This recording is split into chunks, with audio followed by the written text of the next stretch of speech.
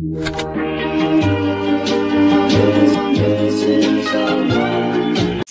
guys, nag-brown na ang ating karne. I-set aside muna natin yan.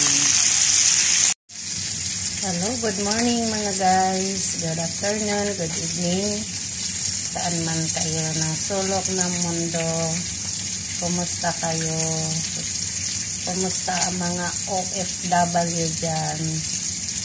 Ngayon po, for today ay magluluto tayo ng tauge. Mayroon na tayong piniritong ano yun? Tofu. Tapos, yan ang ating manok na pansahog.